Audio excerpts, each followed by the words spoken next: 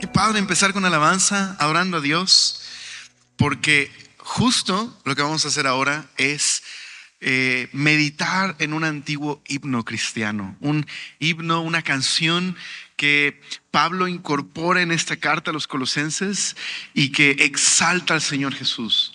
Porque, ¿sabes? La mejor cura para una vida de insatisfacción, una vida en la que no estoy encontrando propósito, para la soledad, para la depresión, para sentirme ignorado, todas estas manifestaciones de la cultura de los jóvenes del día de hoy. Estaba leyendo un artículo que decía que a partir del 2022 aumentó el 80% de insatisfacción, depresión y ansiedad entre los jóvenes de entre 17 a 25 años. Es una cifra enorme. La pandemia se disparó esa ansiedad. Bueno, la mejor cura no es otra cosa sino exaltar a Jesús. Recordar que Él es supremo sobre todas las cosas. Eso es la mejor cura para la insatisfacción, para el dolor de vivir en un mundo que no cumple nuestras expectativas, que muy rápido nos damos cuenta que nuestras ilusiones se rompen, que muchos sueños no se cumplen. Es exaltar a Jesús. Es recordar que Él es supremo sobre todas las cosas. ¿Por qué te digo esto? Bueno, la carta que vamos a estudiar, la carta a los Colosenses, es una carta que Pablo escribió desde la prisión. Pablo escribe en prisión esta carta a una iglesia que él no había comenzado, no había plantado esta iglesia, sino un colaborador suyo llamado Epafras. Epafras había conocido de Cristo a través de las enseñanzas de Pablo. Y como un colaborador suyo, él era de Colosas, una ciudad importante en una región llamada Asia Menor. Cuando escuches Asia, no pienses ahorita en China, Japón, sino en la provincia romana de Asia Menor. Esto es nuestra moderna Turquía. Y ahí él era de Colosas. Él fue a su ciudad, les habló de Cristo y comenzó una comunidad cristiana. Y en uno de estos viajes de Epafras para visitar a Pablo, para ver cómo estaba, servirle en sus prisiones, le cuenta que hay una increíble obra de Dios en Colosas y que Dios está haciendo algo increíble con la gente ahí y cómo aman a Dios y cómo son fieles a Dios. Mira, vamos a leer por un momento Colosenses capítulo 1. Mira lo que dice. El verso número 1 de Colosenses 1. Dice: Pablo, apóstol de Jesucristo, por la voluntad de Dios, y el hermano Timoteo, a los fieles creyentes en Cristo que están en Colosas. Que Dios nuestro Padre les conceda gracia y paz. Yo estoy leyendo una versión sencilla. Pero leyendo el verso número 3, dice: siempre orando por vosotros. ¿Qué hace Pablo? Damos gracias a Dios, Padre de nuestro Señor Jesucristo, habiendo oído de vuestra fe en Cristo Jesús, del amor que tenéis a todos los santos, a causa de la esperanza que os está guardada en los cielos, de la cual ya habéis oído la palabra verdadera del Evangelio, que ha llegado a vosotros, así como a todo el mundo, y lleva fruto. Pablo recibe noticias de Epafras, de cómo está la iglesia, y este es el reporte de Epafras, lo leímos ahorita. Pablo da gracias a Dios por que confían en el Señor Jesús plenamente. Tienen su esperanza y su confianza puesta en Jesús. ¿Y en qué ha resultado esta confianza en el Señor Jesús? Que aman, dice Pablo, a todos los santos. Una palabra muy del Antiguo Testamento para decir la familia de Dios. Que ellos aman a todos los que están en la familia de Dios. ¿Y qué es lo que ha motivado esta confianza en el Señor Jesús? Y este amor por toda la familia de Dios. Pablo usa unas palabras interesantes aquí. Dice el verso 5, a causa de la esperanza. La esperanza que está guardada en los cielos. ¿Cuál es esta esperanza? Hoy voy a mencionarlo un poquito, pero déjame decirlo así. La esperanza que les está guardada en los cielos es la esperanza de que Dios va a hacer nuevas todas las cosas. Y cuando haga nuevas todas las cosas, Él va a eliminar todo lo que ha causado dolor, todo lo que causa insatisfacción en este mundo. Así que tienen esta esperanza puesta en Jesús. Y eso les ha movido a confiar en Él y a tener amor por todos los santos. Bueno, Pablo está feliz por esto. Pablo ha escuchado este reporte de los colosenses. Aman y siguen a Jesús. Así que Pablo es movido a escribir esta carta. Pero no es todo lo que Epafras le reporta a Pablo. Por un lado, Epafras está muy feliz de que su comunidad cristiana es una que muestra amor, confianza en Jesús y esperanza. ¿Estás de acuerdo que está increíble que te describan de esa manera? Me parece increíble, maravilloso. Yo oro porque la gente cuando me vea pueda decir, Alex está lleno de confianza en Jesús, ama a la familia de Dios y tiene su esperanza puesta en esa promesa de que Jesús hará nuevas todas las cosas. Espero que eso es lo que se note en mi vida. Bueno, los colosenses están llenos de amor y esperanza, pero también Epafras está muy preocupado por sus amigos. Sus amigos están enfrentando una presión cultural tremenda en su comunidad. Están siendo presionados por sus vecinos y por la cultura a no seguir a Jesús, a no confiar plenamente en Jesús. Y eso podría estar provocando en algunos de ellos insatisfacción, ansiedad, preocupación. Quizás algunos de ellos estaban teniendo la tentación de empezar a poner sus ojos en otro lugar que no fuera Jesús. También estaban siendo tentados a añadirle a Jesús algo más. Porque, como vamos a ver el día de hoy, había un grupo de falsos maestros que les estaba diciendo, Jesús no es suficiente. Necesitas añadirle a Jesús todas estas cosas. Estaban enseñando algo completamente falso acerca de Jesús. Y quizás se sentían presionados a que Jesús no era suficiente en sus vidas. Necesitaban algo más. Bueno, Pablo escribe esta carta para decirles que en Cristo están completos, que no necesitan nada más en su vida para experimentar esa satisfacción plena, el sentirse plenos y llenos. Si han confiado en Jesús, es suficiente.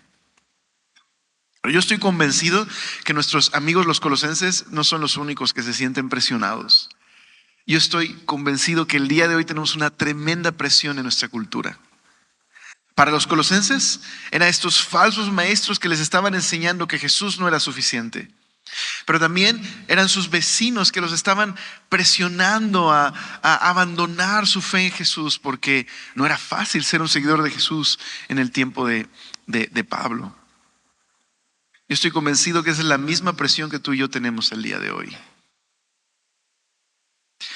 Podría ser que en tu escuela o en tu trabajo tienes una presión de tus amigos. Quizás se burlan de ti. O quizás son respetuosos, pero siempre hay esta presión en tu contra. Te sientes quizás presionado sin que lo digan, porque sus ideas son otras. Y quizás tienes esta presión de pensar, bueno, quizás Jesús no es el único camino. Quizás Jesús es uno de muchos caminos. Estás teniendo esta presión. Los colosenses tenían esa presión a pensar que Jesús no era el único camino, que necesitaban algo más que Jesús. Quizás tienes esta presión en tu universidad de pensar que Jesús es uno de muchos. O simplemente Jesús es un mito. A lo mejor eso es tu caso. A lo mejor la presión es distinta. La presión es, como cristiano te preguntas, ¿por qué Jesús tiene que ser todo en mi vida? Y quizás la tentación para ti ha sido poner a Jesús en un lugar secundario. Me cae bien, es buena onda, me gusta charlar con Él, me bendice mucho pasar tiempo con Él, pero pues yo tengo mis propios proyectos. Quizás es una tentación que tú estás enfrentando. Tener a Jesús a un lado y que no sea lo más importante en tu vida. Los colosenses se sentían así. Mi oración en este día es que puedas ver por qué no hay otro camino que no sea Jesús. Y porque la vida no tiene sentido y nunca encontrarás plenitud y satisfacción si tu vida no es Jesús. Si nuestra vida no es Jesús. Porque a lo mejor podríamos pensar, bueno, es conferencia de jóvenes, a lo mejor esta es una tentación que enfrentan los jóvenes. Pero esto es una tentación que enfrentamos todos, todo el tiempo. Así que nuestra decisión de seguir a Jesús no es solo una decisión que tienes que tomar el día de hoy. Es una decisión que tienes que tomar y afirmar todos los días. Porque siempre habrá esta presión de nuestra cultura para añadirle a Jesús o dejar a Jesús o hacer a un lado a Jesús y ponerlo en un lugar secundario. Me gustaría orar y que comenzáramos a estudiar, te decía yo, una canción. Vamos a estudiar una canción de la época de Pablo, un himno que exalta a Jesús y que Pablo le escribe a los colosenses ante esta preocupación de su amigo Epafras. ¿Cuál es la cura para la insatisfacción, para las presiones culturales, para este temor de que quizás me estoy perdiendo de algo si pongo a Jesús en el centro de mi vida y eso me va a llevar a hacer a un lado los deseos y anhelos y proyectos que tengo? Pablo le dice a los colosenses, no hay nadie ni nada más importante que Jesús. Ese es el propósito de escribir esta carta, exaltar a Jesús hasta lo más alto para darnos cuenta que sin Él en realidad no hay vida. ¿Te parece si oramos y comenzamos? Señor, gracias por este tiempo que nos has regalado para poder estudiar tu palabra. Y gracias, Señor, porque también nos regalas estar el día de hoy juntos. Permítenos, por favor, ver a Jesús como Él es. Permítenos contemplar su gracia, su majestad y su gloria. Permítenos ver también quiénes somos a la luz de quién es Jesús. Te lo pedimos, por favor, y te damos gracias. Amén. Ok, bueno, Pablo les escribe esta carta, comienza elogiando el buen reporte que recibió de los colosenses que aman a Dios, dijimos, ¿verdad? Confían en Jesús, aman a toda la familia de Dios y están llenos de esperanza. Esas tres cosas, ¿verdad? Amor, fe y esperanza. Pero entonces Pablo termina con una oración. Después de darle gracias a Dios, muy al estilo Pablo, Pablo hace una oración. ¿Cuál es la oración que Pablo hace por los colosenses? Pues Pablo pide por los colosenses que ellos puedan comprender más y más quién es Jesús. Esa es su oración. Él le pide al Señor, déjame leerte en la NTV esta oración de Pablo. Voy a leer el verso número 11. Dice, también pedimos que se fortalezcan con todo el glorioso poder de Dios para que tengan toda la constancia y paciencia que necesitan. Mi deseo es que estén llenos de alegría y den siempre gracias a Dios. Él nos hizo aptos para que participen de la herencia que pertenece a su pueblo, el cual vive en la luz. Él nos rescató del reino de la oscuridad y nos trasladó al reino de su Hijo amado. En el verso 9 Pablo dice, le pido a Dios que les dé un pleno conocimiento de cuál es la voluntad de Dios y les dé comprensión espiritual. Esta es la petición de Pablo, que ellos puedan conocer más y más quién es Jesús. Que lo puedan experimentar y puedan tener la comprensión de todo lo que Dios hizo por ellos. Esa es la petición de Pablo. Esa es la petición que tenemos el día de hoy para cada uno de nosotros. Señor, ayúdanos a comprender más y más quién es Jesús. Bueno, ¿qué hace Pablo entonces? Incrusta un himno acerca de Jesús en esta carta que está lleno de citas increíbles del Antiguo Testamento, con frases que de alguna manera son, déjame ponerlo así, son como hipervínculos, ¿ok? Que te llevan a muchas historias del Antiguo Testamento en las que Pablo tiene la intención de que descubramos quién es Jesús. Bueno, no vamos a ir a todas esas historias, pero vamos a ver cada uno de estos títulos que Pablo designa para Jesús. ¿Te parece si leemos? Este himno tiene dos estrofas. Vamos a leer estas dos estrofas, que es del verso 15 al verso número 20. ¿Okay? Dice el verso 15, Él es la imagen del Dios invisible. ¿Quién? Jesús. Él es la imagen del Dios invisible, el primogénito de toda la creación, porque en Él fueron creadas todas las cosas, las que hay en los cielos, las que hay en la tierra, visibles e invisibles, sean tronos, sean dominios, sean principados, sean potestades. Todo fue creado por medio de Él. ¿Quién? Jesús. Y para Él, ¿quién? Jesús, ¿verdad?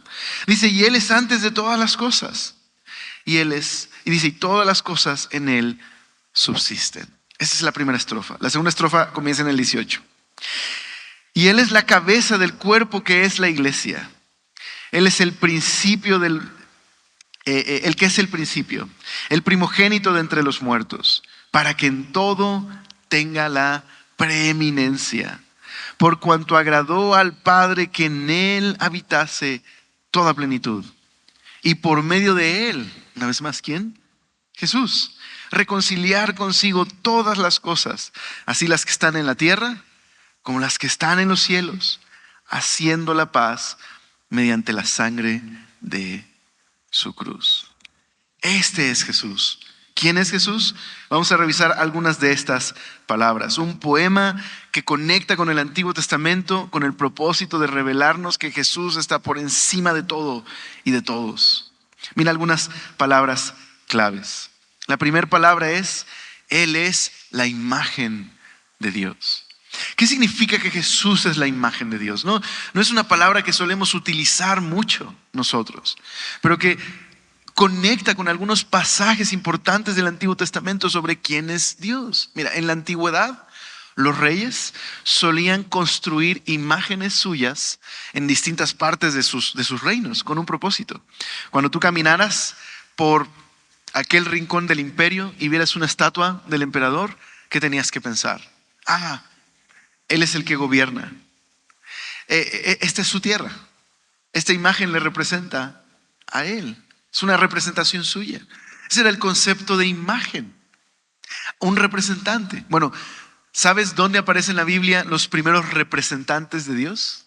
¿Ustedes saben dónde aparece la primera imagen de Dios en la historia de la Biblia? ¿Qué dicen? Por ahí nada más escucho así. ¿Qué dicen? Adán y Eva, exactamente. Son la primera imagen, ¿no? Por ahí escuché Géminis en lugar de Génesis. No es cierto. Adán y Eva es la primera imagen, ¿verdad? Adán y Eva fueron creados con un propósito. Dice Génesis 1:26. Hagamos al hombre a nuestra imagen. Ahí tienes los representantes de Dios en el mundo, que cuando tú miraras al ser humano podrías ver cómo es Dios. No exactamente hablando de la imagen física de Dios, sino un representante de Dios en el mundo. Dios creó al ser humano para tener una relación de compañerismo con Él y poder gobernar la tierra junto con Él. ¡Qué privilegio! Bueno, el ser humano, la imagen de Dios, el día de hoy es una imagen quebrantada, es una imagen rota. Ahí está la imagen, la puedes ver. De hecho, ¿ya saludaste al que tienes a tu lado? Ahí está la imagen de Dios. Claro que sí, voltea a ver a tu compañero o tu compañera. Salúdalo, no seas grosero. Dile buenos días.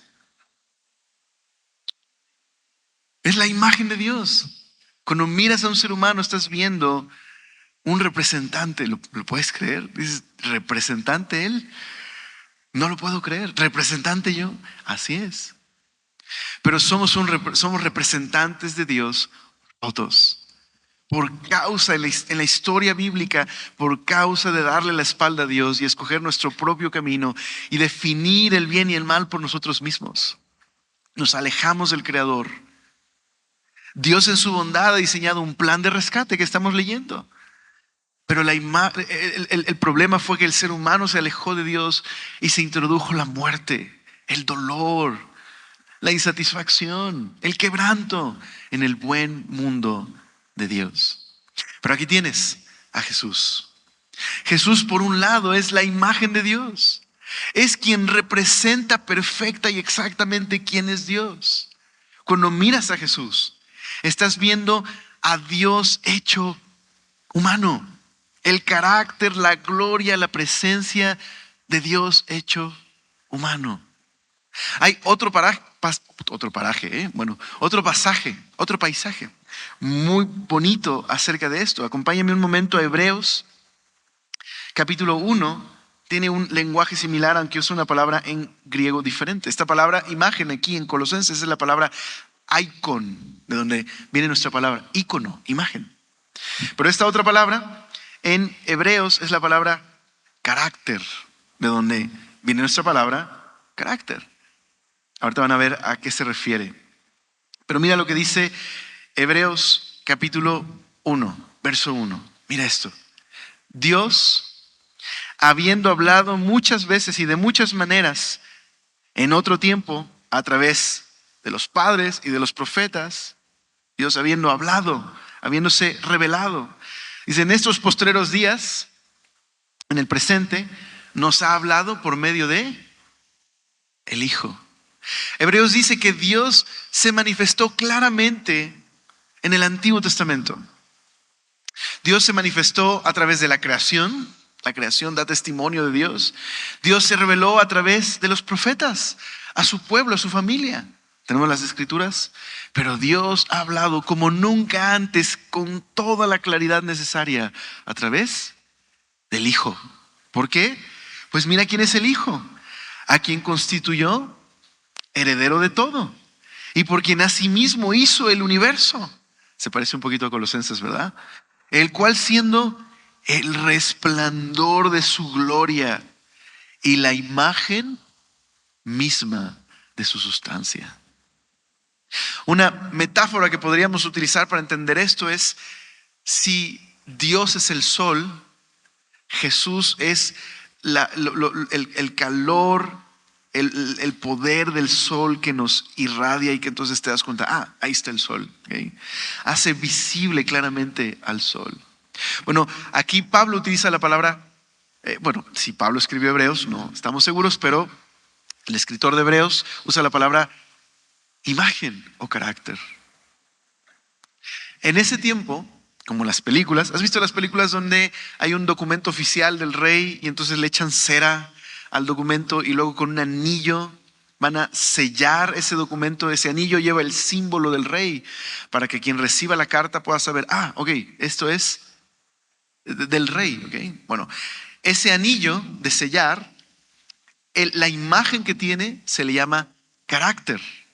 Y cuando esa imagen se imprime en el sello, queda la imagen misma de ese símbolo. Es lo que está diciendo este pasaje. Imagínate ahora que ese anillo tú nunca pudieras ver qué símbolo tiene. No lo puedes ver. Pero lo puedes ver cuando se ha sellado en la cera. Eso es lo que está diciendo. Jesús nos revela claramente a Dios. Porque en Jesús estamos viendo al glorioso creador del universo. Él es la imagen misma de Dios. Eso es Jesús, es la imagen de Dios. Pero no solamente es la imagen de Dios, es también el verdadero humano que no pecó, que no falló, que no le dio la espalda a Dios, que en lugar de decir como nuestros primeros padres, no se haga lo que tú quieres, sino lo que yo quiero, y se introdujo el dolor y el quebranto y el pecado y la muerte en este mundo, Jesús dijo en el jardín de Getsemaní, no se haga lo que yo quiero, sino lo que tú quieres. En Cristo vemos perfectamente cómo se vería la humanidad obediente y fiel a Dios. ¿Puedes creer que para que podamos ver cómo se ve un humano que sigue y ama a Dios, Dios se hizo hombre? Para revelarnos quién es Él y revelarnos cómo planeó que siempre fuera la humanidad. Este es Jesús. Está por encima de todos. Él es la imagen del Dios invisible. Pero mira otra palabra un poco más extraña ahí, regresando a Colosenses. Dice el verso número 15. Dice, el primogénito de toda creación. ¿Qué significa la palabra primogénito? Bueno, regularmente el primogénito es el primero en nacer. Pero en el Antiguo Testamento esta palabra no tiene que ver solamente con el primero en nacer. Significa el jefe de todo. Te voy a leer un salmo en el que Dios le está diciendo a David y a la descendencia del rey David que los va a tomar como sus primogénitos para ponerlos como los reyes por encima de todo el mundo. Dice el Salmo 89, yo lo haré mi primogénito. Está hablando al rey David y a su descendencia. Yo lo haré mi primogénito, el rey supremo de la tierra. Salmo 89, 27. Yo lo haré mi primogénito, el rey supremo de la tierra. Primogénito de la creación simplemente es una expresión del Antiguo Testamento para decir cuál es el estatus de Jesús. ¿Cuál es su estatus? Él es el rey supremo sobre todos los reyes y sobre todos los gobernantes. La imagen del Dios invisible y el rey supremo. Y luego, ¿quién es Jesús? El creador de todas las cosas. Mira lo que dice ahí, volviendo a Colosenses. Dice el verso 16, porque en Él fueron creadas todas las cosas. ¿Cuáles? Cielos, tierra, visibles e invisibles, tronos, dominios. Todo fue creado por medio de Él y para Él. Esta es una gramática interesante. Creado por medio de Él y para Él. ¿Qué es lo que está tratando de exaltar Pablo de Jesús?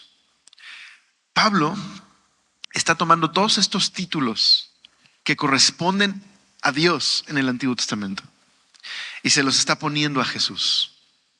Porque lo que quiere Pablo que tú y yo veamos es que Jesús es Dios. Él es el mismo creador. Él es la imagen del Dios invisible. Él manifiesta de manera visible el carácter y gloria del Dios único y verdadero. Él es el Rey Supremo por encima de todos. ¿Por qué? Porque Él hizo todas las cosas que existen.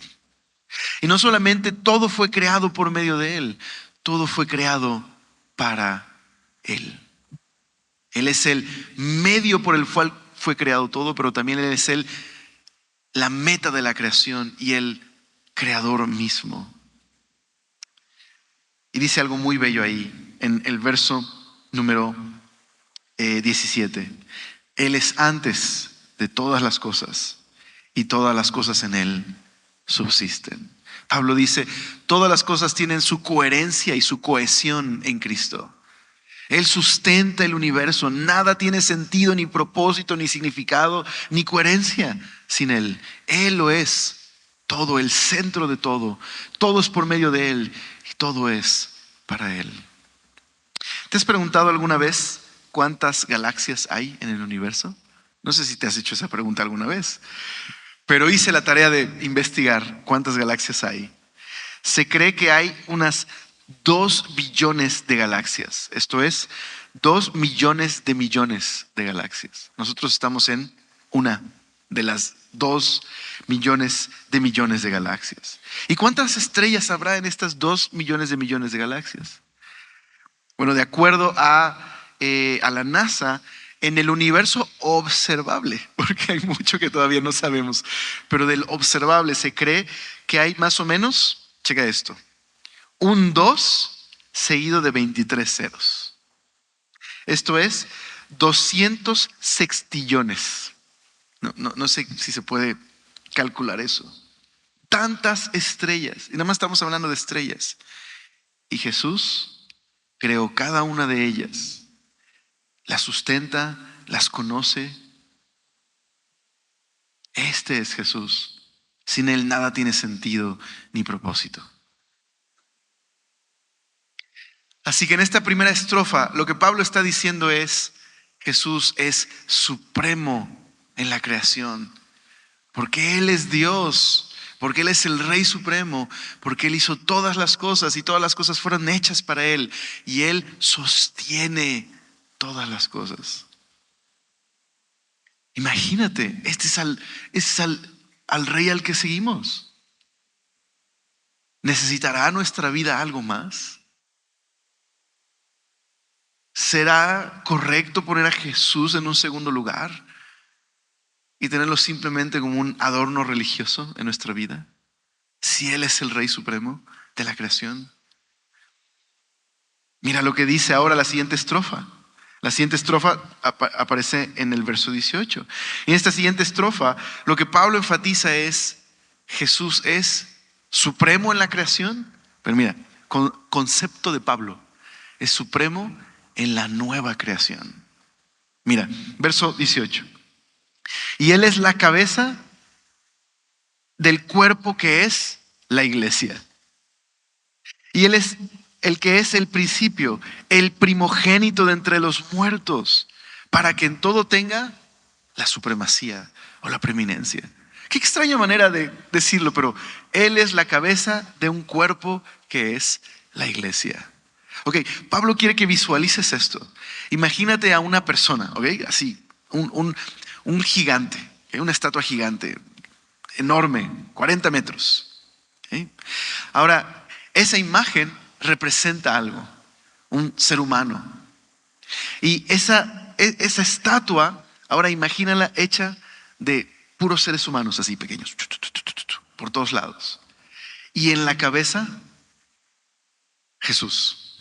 Jesús está diciendo que Él es la cabeza de una nueva creación, o lo que Pablo llama una nueva humanidad.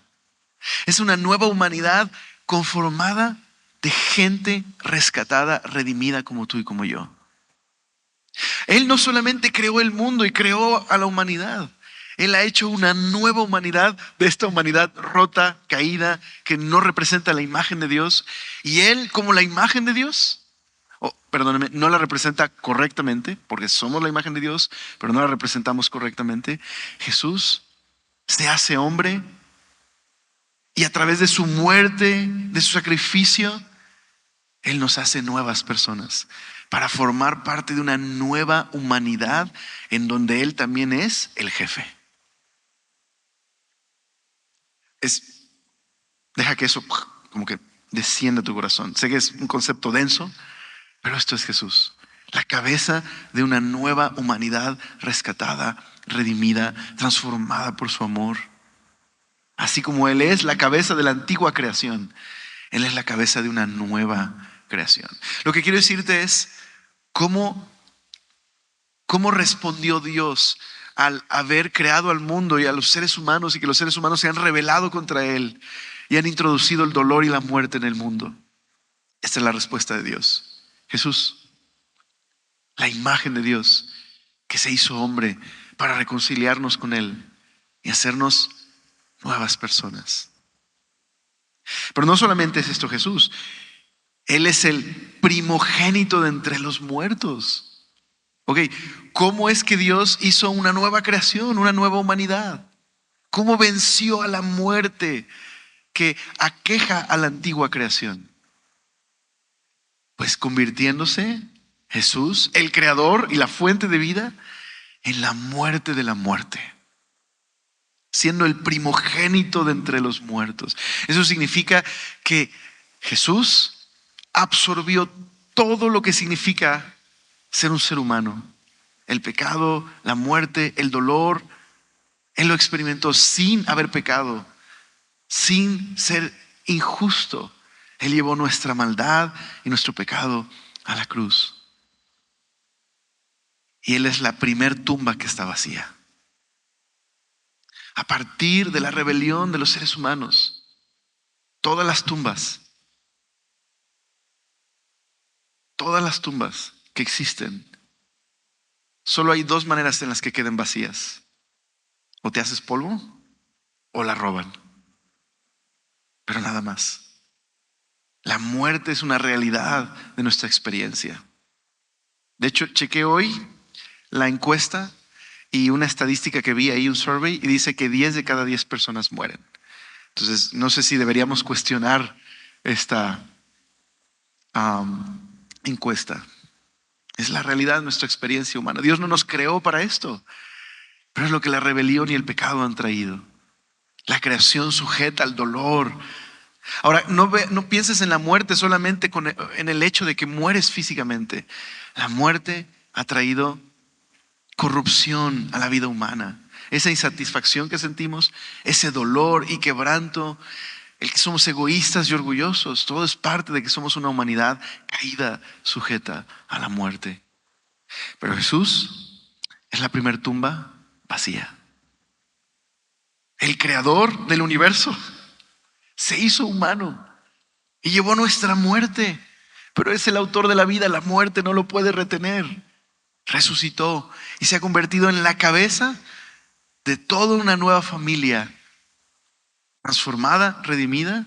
Y déjeme decirlo así, como veremos en la última sesión de este día, que va a resucitar. Jesús es el primero de la resurrección, de una promesa que Dios le ha dado a los cristianos, los creyentes, de que Él va a hacer nuevas todas las cosas. ¿Te acuerdas lo que vimos hace ratito? Va a ser nuevo nuestro cuerpo, va a ser nueva la tierra, va a ser nueva todas las cosas. Todo esto es posible porque Dios vino a este mundo, tomó nuestro lugar y la tumba quedó vacía. Exacto. No les oía a los demás, nomás oía a alguien. Exacto. El primogénito entre los muertos. Pero dice algo más. Esto está más denso acá. Mira, chécate. Verso 18. Por cuanto agradó al Padre que en él habitase toda plenitud. A Pablo le encanta usar conjugaciones extrañas para decir cosas demasiado profundas. ¿Qué significa? ¿Qué es? ¿Por qué articula de esta manera Pablo esta oración que Dios le agradó que en él habitara toda plenitud? Bueno, recuerda, son puras historias del Antiguo Testamento que vale la pena en algún momento estudiar y que Pablo un día entendió que todo se trataba de Jesús. ¿Sabes? Pablo era un rabino mega clavado, súper estudioso de la Biblia, que era tan celoso. Él pertenecía a una secta judía llamada los fariseos. Eran tan celosos y tan devotos. La mayoría de las 4 partidos políticos o sectas que había en Israel, la más popular eran los fariseos. La gente veía a los fariseos y veían las personas más celosas y que guardaban de la manera más pura la ley. De hecho, diezmaban hasta las plantitas de su jardín. Bueno, Pablo era tan celoso que estaba dispuesto a matar a estos cristianos blasfemos, entre comillas. Estaba dispuesto a acabar con ellos porque decía, amo mucho a Dios. Imagínate, ese era Pablo. ¿En qué momento Pablo empieza a escribir que Jesús es Dios? Bueno, Pablo un día fue derribado de su orgullo, de su necedad, mientras iba camino a Damasco, con cartas listas para atrapar cristianos y obligarlos a blasfemar. Jesús, el que es el resplandor mismo de la gloria de Dios, la imagen misma de su sustancia, el creador del universo, en quien habita toda plenitud, se reveló a Pablo. Tuvo un apocalipsis, una revelación, se develó delante de él a quien estaba persiguiendo. Buscando honrar a Dios, se dio cuenta que en realidad estaba persiguiendo a Dios en Cristo. Y entonces todo hizo conexión en su cabeza. ¿Me explico? ¿Te puedes imaginar el momento en el que Pablo entendió que todas las promesas y todo lo que habla el Antiguo Testamento, la promesa de que Dios un día haría nuevas todas las cosas y rescataría a su creación, está aquí? Todo está comenzando con Jesús. Él es el escogido, Él es el Rey Supremo, Él es el creador del universo en forma humana. Entonces Pablo dice, en Él habita toda plenitud, porque a Dios le agradó. ¿Qué significa eso? Bueno, en el Antiguo Testamento, Dios en ocasiones venía a vivir en ciertos lugares. Uno de esos lugares importantes fue el templo judío. Dios prometió habitar en el templo. Pero Salomón, que era sumamente sabio, sabía, como que Dios no cabe en el templo, ¿estás de acuerdo? Dios prometió manifestarse en este lugar y ser un punto de encuentro entre el cielo y la tierra, aquí el templo. Pero, no seamos ingenuos, el templo, Dios no cabe aquí. Salomón ora y dice, los cielos de los cielos de los cielos no te pueden contener. Estamos hablando de Dios, el creador del universo. ¿Dónde está su sala donde se sienta? ¿Dónde duerme? No podemos pensar en esos términos, ¿verdad? Es el creador del universo. Bueno, lo que está diciendo Pablo es que aquí hay uno en donde habita plenamente, quien solo habitó parcialmente, porque es que nada lo puede contener, aquí habita plenamente en Jesús. ¿Por qué? Porque la suma total de quién es Dios está en Jesús, porque Él es Dios. En el Hijo se encuentra toda plenitud. Jesús, entonces, ¿quién es? Él es el verdadero punto de encuentro entre el cielo y la tierra. Dios hecho carne. Vuelvo a preguntar, ¿nos faltará algo si aquel en quien habita toda plenitud ahora vive en nuestros corazones? Y nos ha rescatado y nos ha hecho parte de una nueva familia, rescatada, transformada por su amor. ¿Deberá ser Jesús un añadido a mis planes, sueños? Jesús, mira, no te preocupes. Aquí hay un espacio en mis planes y proyectos. Me encanta que estés aquí. Ora por mí. Ándale, ¿no? Ora por mí. Me encanta que estés aquí, pero pues yo sigo tomando las decisiones. ¿Sí me explico? Todos hacemos esto, ¿ok? Es la tentación de nuestra cultura, a relegar a Jesús, a ponerlo en segundo lugar. Y Pablo quiere que tú y yo veamos, no puedes hacer esto, porque no hay vida sin Él. En Él todo tiene sentido. Él es la cohesión de todas las cosas. Sin Él nada tiene sentido. Pero ya vamos a terminar. Chécate, ahí va. Voy a aterrizar, perdón. Déjenme ver la hora, ya me tardé, ¿verdad? Bueno, aterrizaje forzoso, como la de Hotel Transilvania. ¿Se acuerdan? Que empieza a caer ahí con los gremlins. Ok, ahí va. ¿Listos? Chécate esto. Verso número 20. ¿Ok?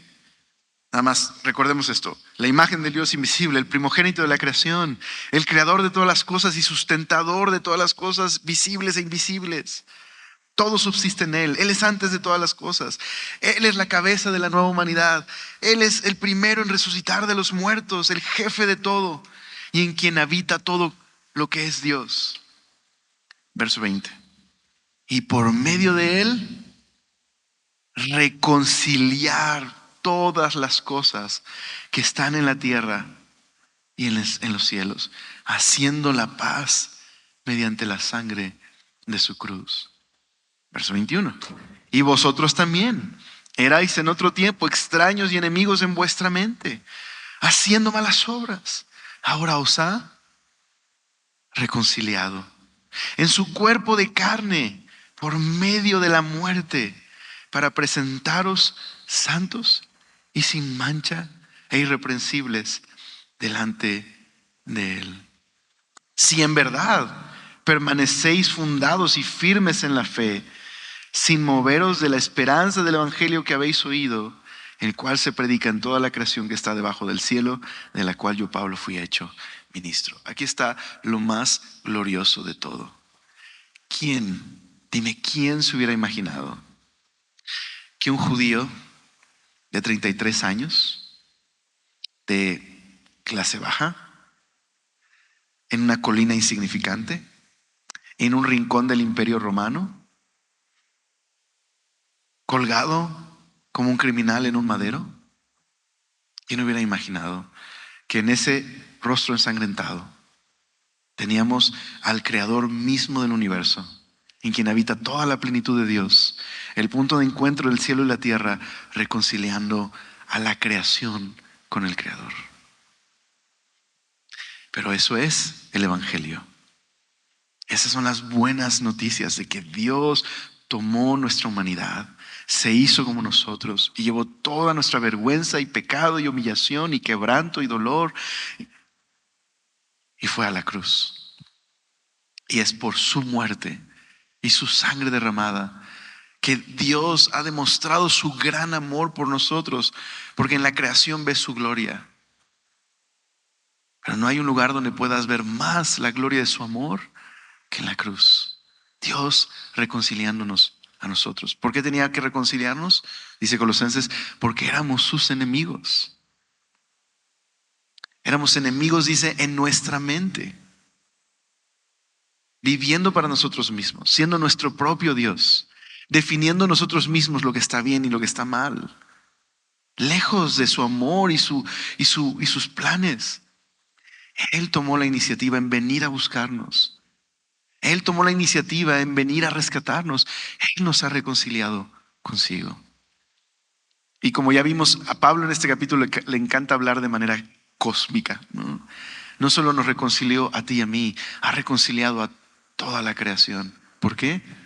Porque Jesús va a hacer nuevas todas las cosas. Y eso ya comenzó cuando Jesús resucitó y tú y yo hemos sido reconciliados con Él.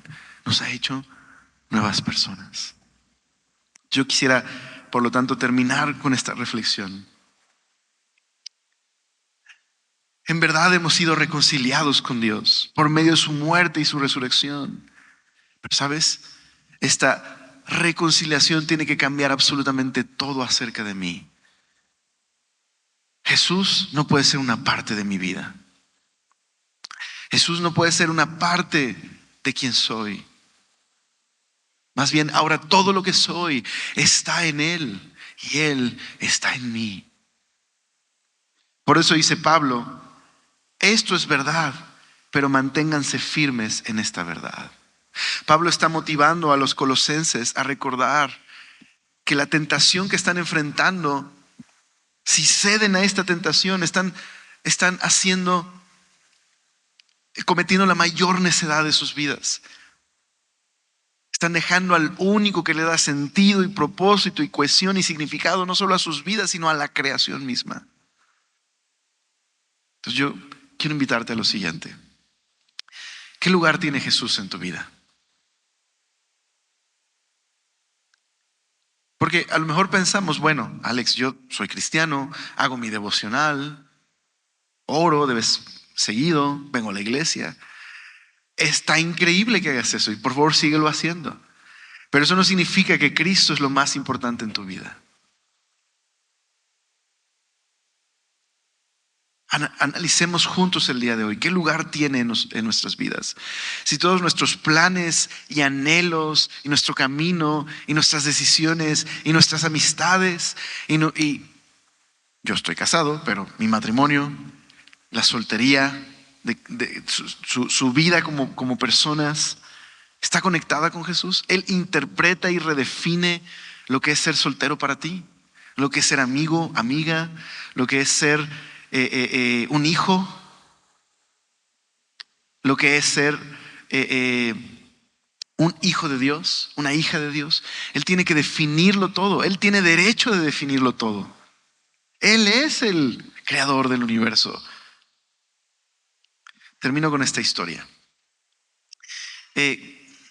Cuentan la historia de un niño que por las fechas de Navidad estaba haciendo una galleta de jengibre. Y hizo con todo su amor esta galleta y le infundió vida a esta galleta. Y esta galleta nació, tuvo vida. Y él amaba su creación. Se deleitaba en pasar tiempo todos los días con esta galleta de jengibre. Era su amada creación. Pero un día esta galleta se cansó de que definieran por él qué es la vida. Así que decidió alejarse. El niño angustiado salió en la búsqueda de esta galleta porque él sabía que no había vida para esta galleta sin él. Un día la encontró en una tienda, sin una patita, sin gomitas, ¿ya? Con un parchecito, ¿no? Roto, solo. Y cuando entró a la tienda, emocionado le dijo al dueño de la tienda, esa galleta es mía, yo la hice, me pertenece. Lo siento, tienes que pagar por ella. Ese niño sacó todo lo que tenía en su bolsillo, era su ahorro de toda la vida. Compró su galleta, no le recriminó nada, le llevó a casa y le dijo, eres doblemente mía. No solo te hice, te rescaté. Él tiene derecho. Él nos ama. Y no hay nadie que sepa mejor sobre la vida que aquel que nos ha dado vida. No permitas que Jesús esté en segundo lugar en tu vida. Permite que Él sea el más importante. Es una decisión que tienes que tomar no solo hoy, todos los días. permanecer firme en esta verdad. Él es lo más importante. Yo le pertenezco. ¿Oramos? Señor, yo te pido que nos llenes de esperanza al saber que somos tuyos, que nos has reconciliado contigo y que todo lo que necesitamos lo tenemos en ti, Señor. Pero perdónanos si te hemos relegado a un segundo lugar. Hoy, Señor, te rogamos que nos permitas comprender más y más quién es Jesús, que podamos exaltarle con nuestra vida. Yo te pido que las decisiones que mis amigos y amigas hoy tienen que tomar, ayúdales a ser valientes y tomar esas decisiones para que tú seas lo más importante en sus vidas todos los días. Señor, anímales, fortaléceles, ayúdales a ser valientes. Te lo pido en tu nombre y te doy gracias. Amén.